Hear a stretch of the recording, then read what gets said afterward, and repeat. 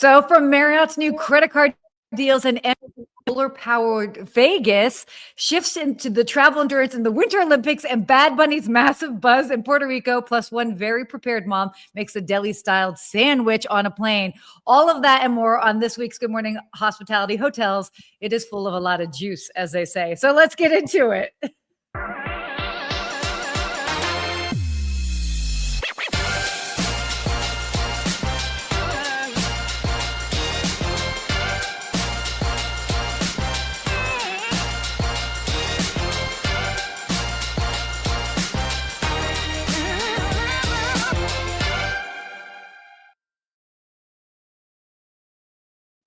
Good morning. Good morning, Sarah.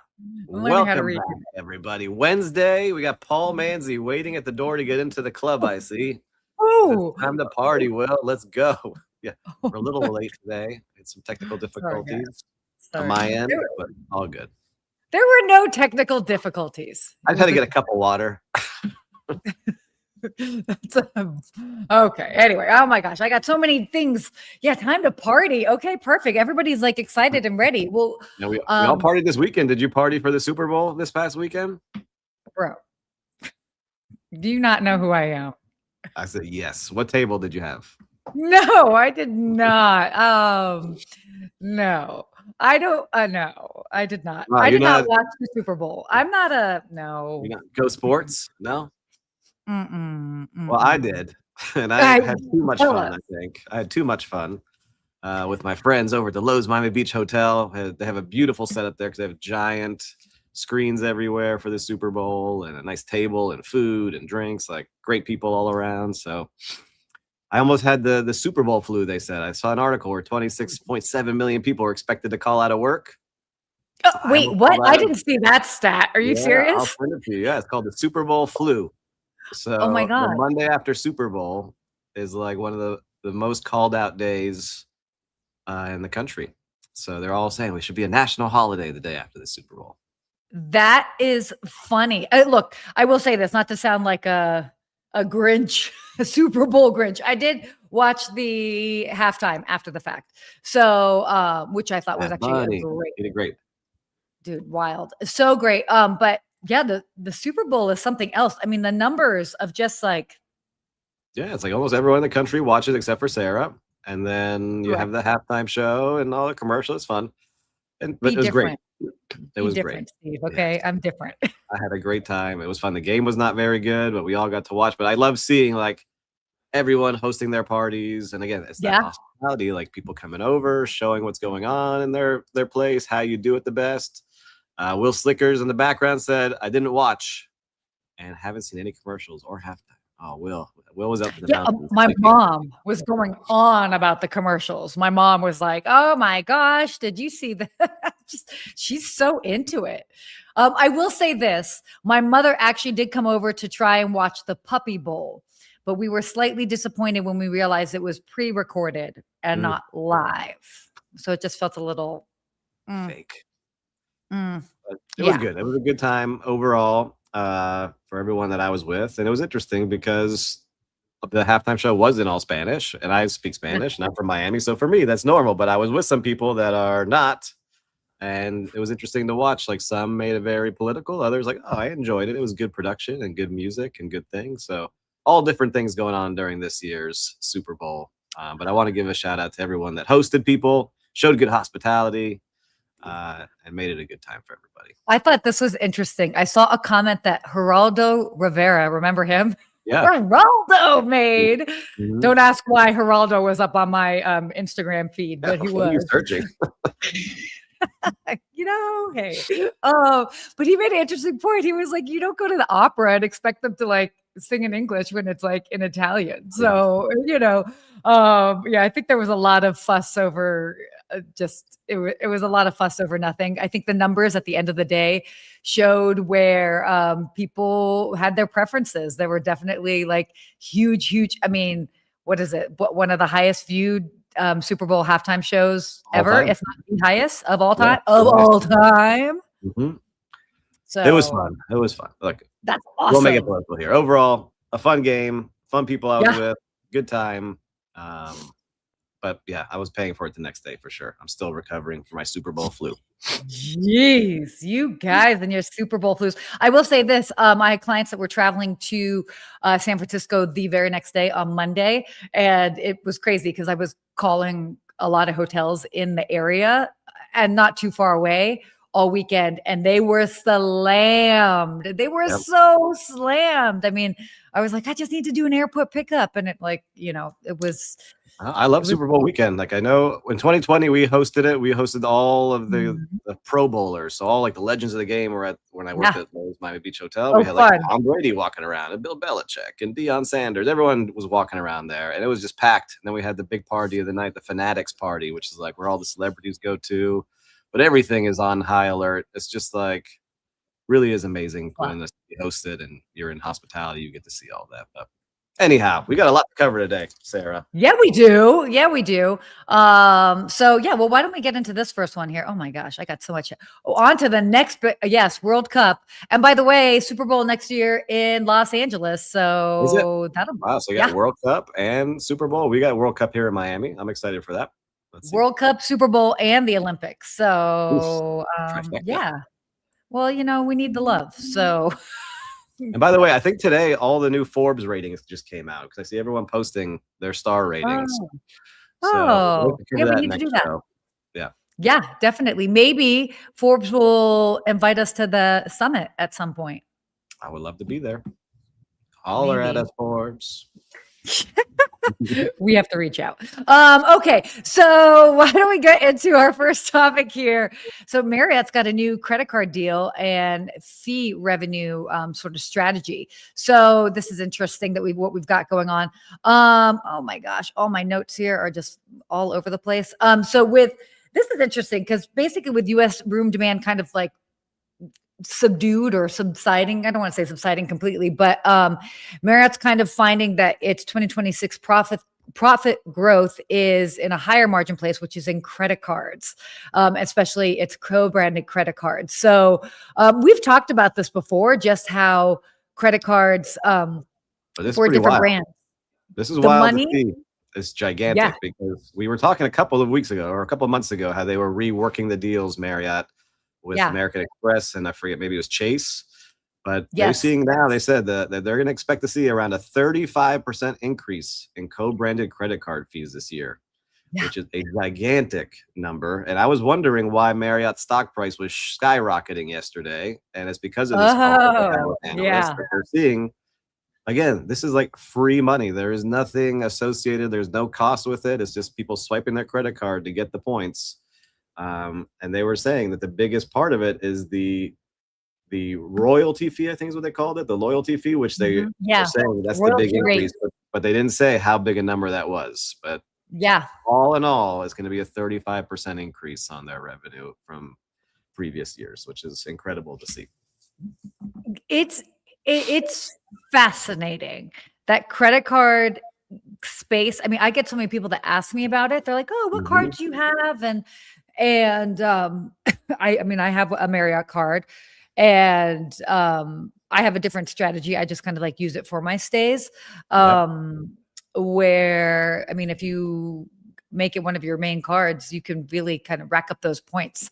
But it's fascinating how, and obviously, as you said, their stock rose a lot yesterday. I mean, then it's not just a hospitality company, I mean, it's really. It's becoming a credit card. They're getting the fees from it, but they're not on the hook if anyone's not paying, right? So they're just getting these fees, and that helps the credit card companies sell more credit cards and get people on there. But it was interesting because they're saying that for their growth, it was all about their growth. That was the biggest part of the story. But Marriott reported a 4.1% increase in net revenue to $6.99 billion, so almost at $7 billion. And weakness was in the U.S. and Canada with a lot less. They're seeing a lot less inbound travel to the U.S. destinations. But they boosted their profitability, $2.74 billion adjusted net income, which is a giant number on just under $7 billion. So it just shows that their costs of being asset light, there's not all these giant fixed costs that they have. Jason, good to see you. Howdy. They don't have all the fixed costs, though. They just keep adding great things. And another part that was hidden in there was they saved $90 million in corporate costs, which is part of those layoffs. I think we talked about a couple weeks ago. Oh yeah. Interesting to see what they're up to, but listen, asset light, keep adding revenue. Good job, Marriott. It's a strategy, that's for sure. So, yeah, interesting to see. So, yeah, let us know. Do you guys have any co-branded credit cards? Do you have? Are you? I do not. I still just use American Express straight up. Oh, I've got Delta. I've got Marriott. I mean, I've got a lot of cards because I don't use them all the time, but you get them for different like sign-on bonuses, and you can do that to get like extra perks. And so, look at it. I get so many points through American Express, and they do a good job. Like I could use those points right at Marriott properties, and they're fine hotels and resorts. And I do a lot of traveling, so I don't know. I'm not into. I don't know it that well. I'm not into like I got to get with the points guy. You got to figure that out a little bit more for me. Oh yeah, okay. Maybe we can have him on. We haven't had him on, I don't know that he's ever been on, but he's a good friend of mine, so we can get him on. Be great to have. Easy. Let us know if you guys want us to make that happen. We can make it happen. All right, points episode. Yeah, that would be fun. All right. Oh, next topic here, travel endurance. It's so crazy. There are Olympics happening right now. The 2026 Winter Olympics are happening right now. And this was funny because it's presenting a little bit of logistical and travel, I don't want to say challenges, but stamina, they're kind of even saying, for both fans and operators. It's a multi-stop destination. You can't get there directly. It's definitely not easy to get there, but fascinating. I always find that interesting when they choose that for big events like the Olympics, to choose a place that isn't maybe the easiest to get to. Yeah, and they're saying that too. Yeah, on average, is because they're the home base is in Milan, which is their kind of the home base, but the average trip they were saying is 6 hours, whether it's by train or plane, to get places. So they're like telling athletes and coaches and people filming and everyone involved, like, plan ahead, don't miss your flight, don't go the same day, get there a day before. So it makes it pretty challenging for the athletes. But number one, I can only imagine, like, you're an athlete, you've been training your whole life, and then you have to worry about delays and all this stuff. So they're getting there earlier and earlier to the city they have to be in. But for people covering or going to the event as a guest, an attendee, and you have multiple tickets in different cities, it's hard to do all those things because all the events are in different places.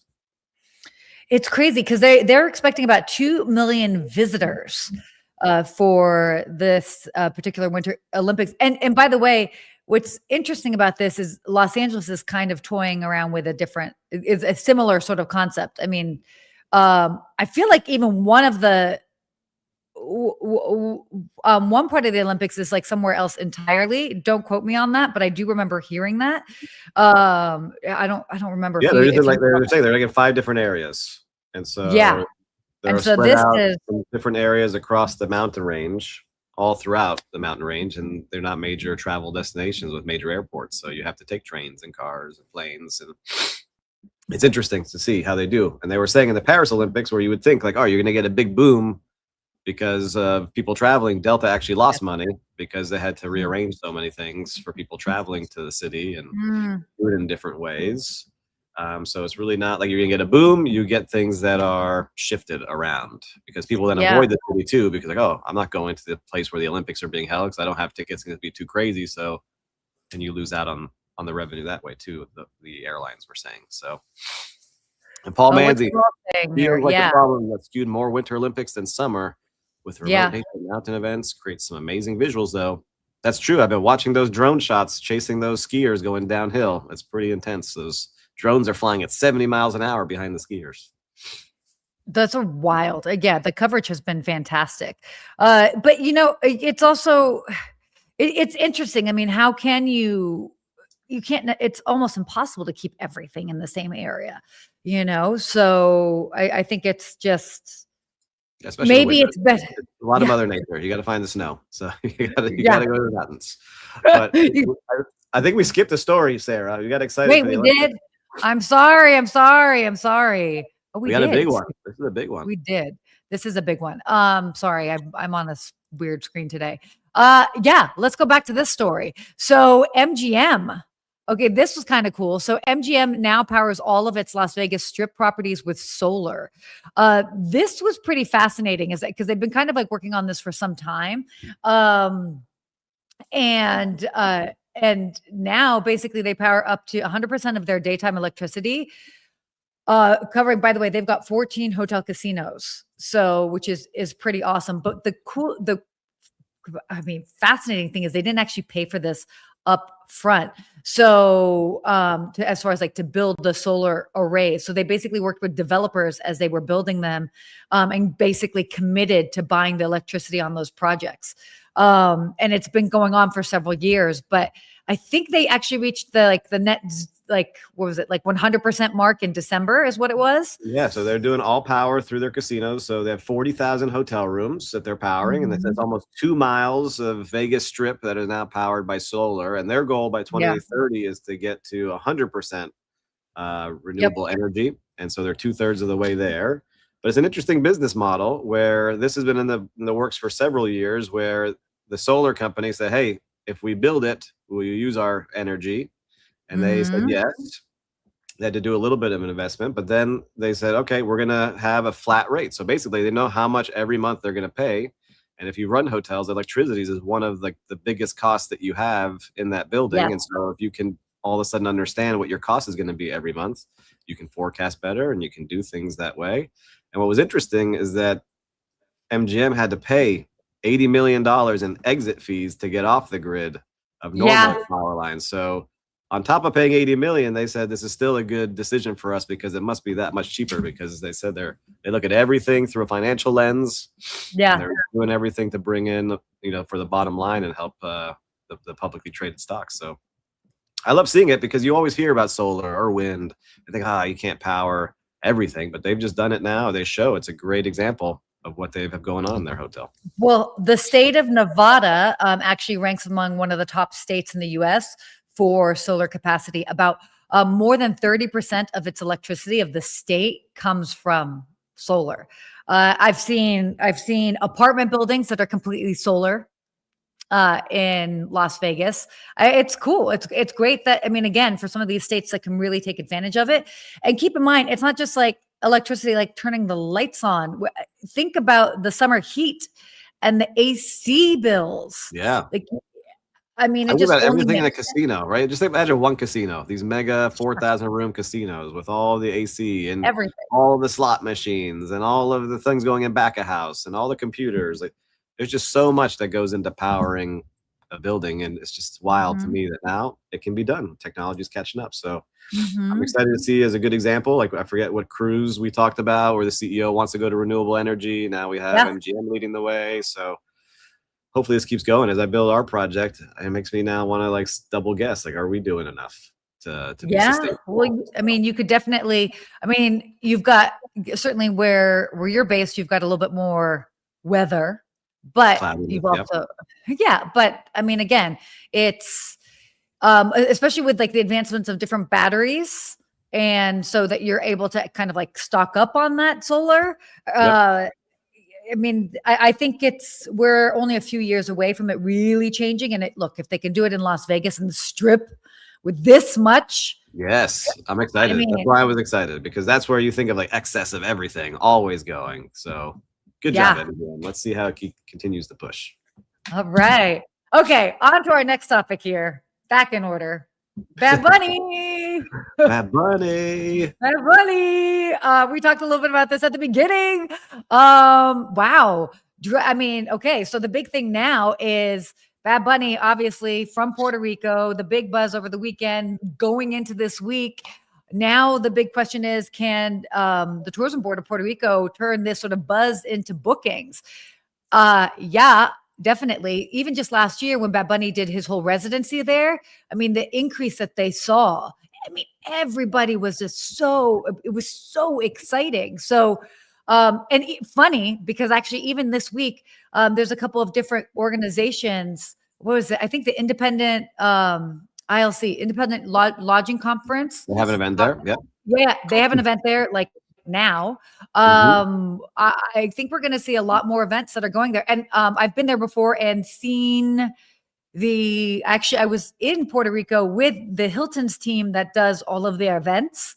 And so I've seen a lot of the events and marketing space, and they absolutely have the infrastructure to be able to host conferences and bigger events, whether you want to do wellness focus, whether you're just trying to have a place to host several thousands of people. Puerto Rico is an option. And I mean, that's just even from the business side of things, but I'm sure it's obviously putting it more on the map for people to be like, oh yeah, I haven't been there in a while, or I haven't been there before. Oh my gosh, I can go. I don't need a passport. You know, and you feel like you're in another country, but you're in a U.S. base. Yeah. And so for me, I love Puerto Rico. I haven't want to explore some more. That made me want to, but they were saying the commercials for the Super Bowl for a 30-second commercial is $8 million.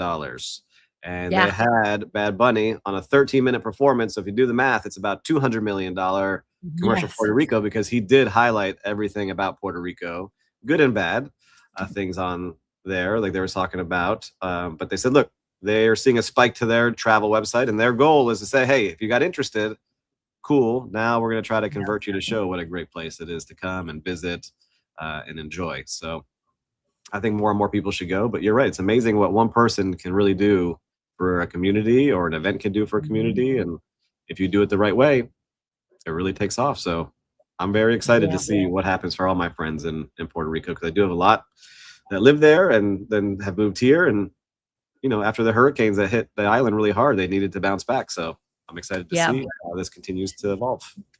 And there's a lot of luxury offerings for people there. I actually know a good number of CEOs and individuals, like ultra high net worth individuals, that have chosen to live there because of tax benefits. So,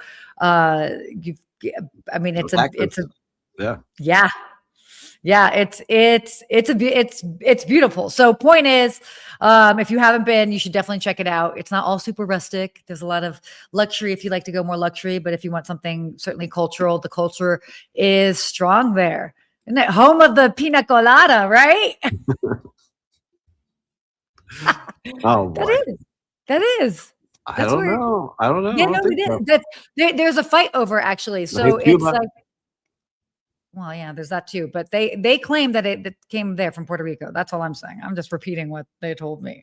Everybody's gonna fight for that. We'll have a fight. Anyway, nobody wants to trust the half Lebanese girl when it comes to pina coladas, but that's okay. That's fine. Whatever. We'll talk about tabbouleh next time. Okay. Why don't we move on here? No, you don't. Look, I had one made there. Whatever. Okay. Pina colada. We're looking it up right now. We're doing our journalism. Yeah, look it up. It was at the Hotel. I don't know if they pronounce it Caribe or Caribe or whatever, which is a Hilton property, and it was a gentleman. You're right. You're right. Yeah.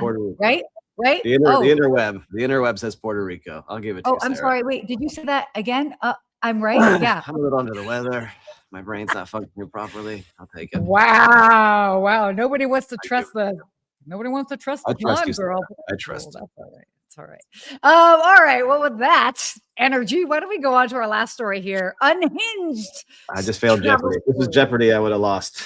Yeah, you would have, and I would have won, but that's okay. Yeah. So our unhinged travel story of the week. I love this one. So this Show the picture. Yeah. Show this. So a mom, 71-year-old mom, went viral for making a fully stacked deli-style sandwich on a long economy flight. Do we have the video? I should have asked that before. Oh man, if we have, that'd be great. While you're trying to put it up, oh no, we don't have it. Or do you? Okay, yeah. So as you're talking about it, so basically, there was a video that was posted by her daughter, shows that this woman, 71-year-old woman, is basically making like a big deli sandwich across multiple tray tables. Man, she just like made her own Subway station. She was like, girl, we just added all the toppings. But I love this because, and then social media, obviously, it's a split reaction. Some people are like, okay, this is definitely like a sub shop at like 30,000 feet.